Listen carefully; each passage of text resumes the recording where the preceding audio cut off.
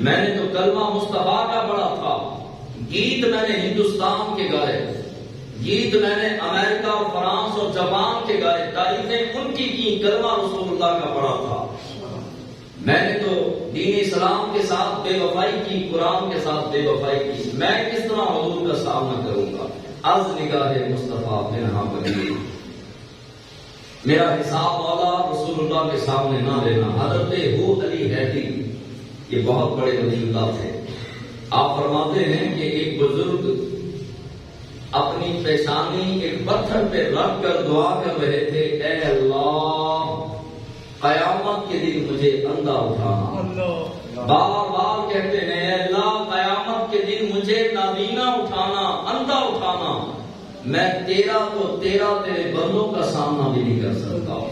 حضرت حود علی حیدی فرماتے ہیں کہ میں نے توجہ کی تو یہ کوئی عام ہستی، عام شخصیت نہیں تھے، یہ وقت کے غوث اعظم شیخ عبد القادر جیلانی۔ آپ کیا دعا کر رہے ہیں کہ مولا قیامت کے دن مجھے نابینا اٹھانا، اندھا اٹھانا، میں تیرا تیری شان تو ورا ہے، میں تو تیرے بندوں کا سامنا بھی نہیں کر سکتا۔ یہ وہ کہہ رہے ہیں جنہوں نے 40 سال عشاء کے وضو سے فجر کی نماز پڑھی، جنہوں نے 25 سال 2 رکعت میں پورا قرآن ختم کیا،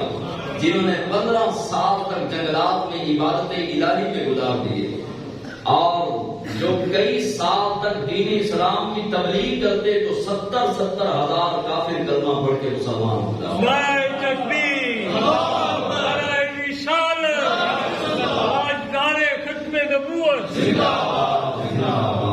معین الدین چشتی اجمیری کی سنی، ہمارے اندر خوف خدا اس لیے نہیں کیونکہ ہمارے دل مردہ ہیں، اور زندہ دلوں کے اندر عشق مصطفیٰ بھی آتا ہے اور خوف خدا بھی آتا ہے۔ جب دل مر جائیں تو نہ خوف خدا نہ شرم نبی، یہ بھی نہیں وہ بھی نہیں۔ جب دل مر جاتا ہے تو خوف خدا رخصت ہو جاتا ہے، پھر اس دل میں نہ محبت مصطفیٰ آ سکتی ہے، نہ عشق مصطفیٰ آ سکتا ہے، نہ خوف خدا آ سکتا ہے۔ اعلیٰ حضرت فرماتے ہیں کہ سب سے بڑی سزا اللہ کی جانب سے پتھروں کا برسنا نہیں، آگ کا آسمانوں سے برسنا، یہ بہت بڑا عذاب نہیں، عذاب ہے بہت بڑا نہیں۔ بندے کے لیے سب سے بڑا عذاب یہ ہے کہ اس کا دل مر جائے۔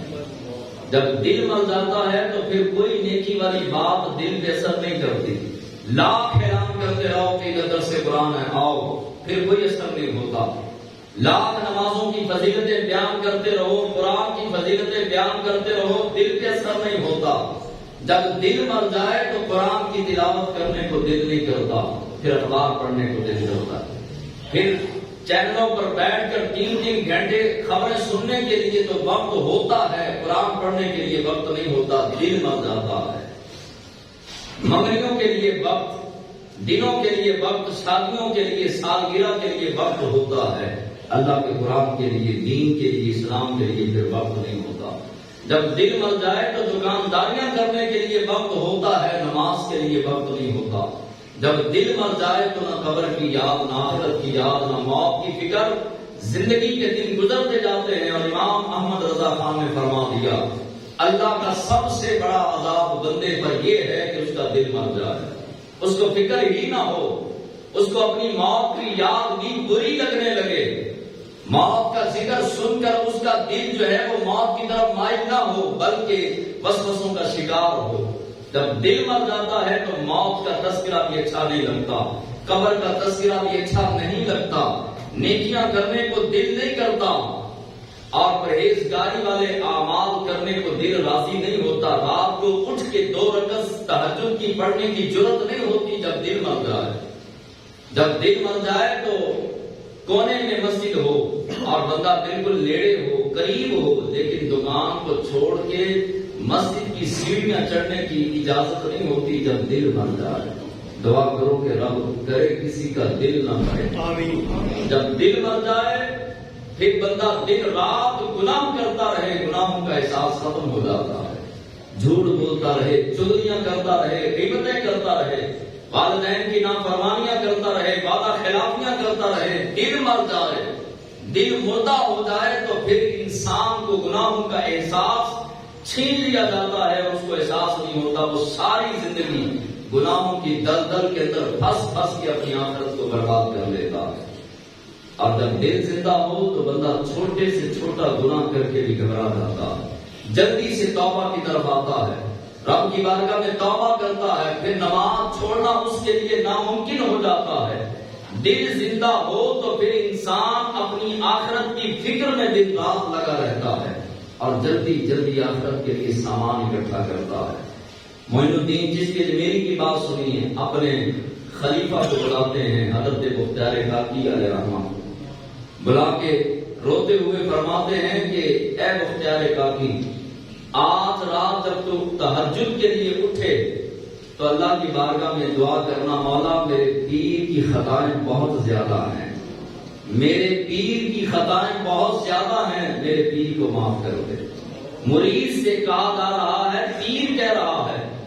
پیر اپنے مرید سے کہہ رہا ہے کہ رات کو تہجد کے وقت اٹھ کے میرے لیے دعائیں بخشش کر رہا ہوں، اور اب سے کہنا کہ مولا میرے پیر کی خطائیں معاف کر دے۔ یہ اونچے درجے کے معین الدین چشتی اجمیری ہیں، وہ معین الدین چشتی اجمیری جو کہ ایک بت کو حکم دیں کہ چل پانی بھر کے لا، تو ہندوؤں کا بت بھی جو ہے وہ پانی لینے چلا جاتا۔ یہ وہ معین الدین چشتی اجمیری ہیں کہ جو انا ساگر پر بیٹھے ہوئے اونٹوں کو حکم دیتے ہیں کہ اٹھنا نہیں تو اونٹ بھی اٹھتے نہیں۔ یہ وہ معین الدین چشتی اجمیری ہیں کہ ہندو اپنا مرا ہوا ہے کہ ہندو بچہ لائیں تو معین الدین چشتی اجمیری اشارہ کریں تو مرا ہوا بچہ زندہ ہو جائے۔ وہ معین الدین چشتی اجمیری اپنے مرید کو فرما رہے ہیں میرے لیے دعائیں بخشش کرنا، اور آج کے پیر سارے نہیں، اکثریت کے ساتھ جنت کی ٹکٹیں بانٹ رہے ہیں، اپنی عظمت، اپنی شان، اپنا مقام، اپنی کرامتیں اپنے جھوٹے منہ سے جو ہے وہ بیان کی جا رہی ہیں اور اپنے مریدوں سے بیان کروائی جا رہی ہیں، سوشل میڈیا پر اپنی کرامتیں خود بیان کر رہے ہیں۔ اور پہلے کے پیر اور ہمارے بزرگ، ہمارے اسلاف اتنا رب کا خوف رکھتے تھے کہ وہ اپنے مریدوں سے دعائیں کروایا کرتے تھے۔ اللہ اکبر۔ اب سنیے حضرت ابو ہریرہ رضی اللہ تعالی عنہ سے ایک مروی حدیث، آپ کے پاس چند صحابہ آئے، آگے کہنے لگے اے ابو ہریرہ رضی اللہ تعالی عنہ، ہمیں وہ حدیث سنائیں کہ جس کو سن کر ہم مچل جائیں اور آپ تڑپ جائیں، ہم مچل جائیں اور آپ تڑپ جائیں، ایسی حدیث مبارکہ سنائیے۔ بس یہ بات کہنا تھی، حضرت ابو ہریرہ بے ہوش ہو گئے، زمین پر گرے، تھوڑی دیر کے بعد ہوش آیا تو پھر یہی سوال صحابہ کرام نے جناب ابو ہریرہ سے کیا، آپ دوبارہ بے ہوش ہو گئے۔ تیسری مرتبہ ہوش آیا تو روتے ہوئے جو حدیث سنائی، 14 صدیاں پہلے جو صحابہ کو حدیث سنائی وہ آپ کو سناتا ہوں۔ صحابہ کرام بیٹھے ہیں ارد گرد، جناب ابو ہریرہ رضی اللہ تعالی عنہ منبر پر جلوہ فراز ہوئے اور کہا کہ قیامت کے دن سب سے پہلے عالموں کو بلایا جائے گا، سب سے پہلے خطیبوں کو بلایا جائے گا، عالموں کو بلا کر رب فرمائے گا تمہیں علم دیا تھا، تمہیں منبر دیا تھا، تمہیں مصلی دیا تھا، بتاؤ ثم لتسألن یومئذ عن النعیم، تمہیں یہ نعمت ملی تھی، علم کی دولت ملی، تم نے علم کی دولت کو کس طرح استعمال کیا؟ تم منبر پر بیٹھ کر لوگوں کی اصلاح کی بات کرتے کہ نہیں کرتے، حق کا بیان کرتے کہ نہیں کرتے؟ کیا لوگوں کی جیبوں کی طرف دھیان تھا یا میری طرف اور میرے محبوب کی طرف دھیان تھا؟ اللہ عالموں کو بھی پوچھے گا، خطیبوں کو اور مصلی پر کھڑے ہونے والے اماموں کو پوچھے گا، بتاؤ خالی تقریروں پر زور تھا یا عمل بھی تھا؟ تمہاری رات کی تنہائیاں کس طرح کی تھی، دن کے سویرے کس طرح کے تھے؟ اب جو ہے وہ عالم کہیں گے کہ مولا ہم تو تقریریں کرتے تھے، تیرے بندوں کو تیری طرف بلاتے تھے، رب فرمائے گا نہیں نہیں، تم تقریریں اس لیے کرتے تھے تاکہ لوگ تمہاری واہ واہ کریں، تمہارے علم کے ڈنکے بجے اور لوگ تمہارے ہاتھ پاؤں چومیں، اس وجہ سے وہ تمہیں دنیا میں جو تم چاہتے تھے مل گیا، اب تمہارے لیے ٹھکانہ جہنم ہے۔ یہ سارے عالموں کی بات نہیں، وہ عالم جو اخلاص کے بغیر، اللہ کی رضا کے بغیر تقریریں کرنے والے، نمازیں پڑھانے والے اور جو ہے وہ سریں لگانے والے اور لطیفے سنانے والے خطیب ہوں گے، جن کو یہ فکر نہیں کہ امت کس طرف جا رہی ہے، اور جو کہتے ہیں لگیاں نے موجہ صدا لائی رکھی سونیا، کشمیر لٹ گیا اور افغانستان جو ہے وہ کس حال اور نہج میں پہنچا کر امریکہ نے واپس کیا، فلسطین کے اندر تباہی مچ گئی، برما کے اندر مسلمان بچیوں کو کاٹ کے رکھ دیا، اور اس کی موجیں لگی ہیں۔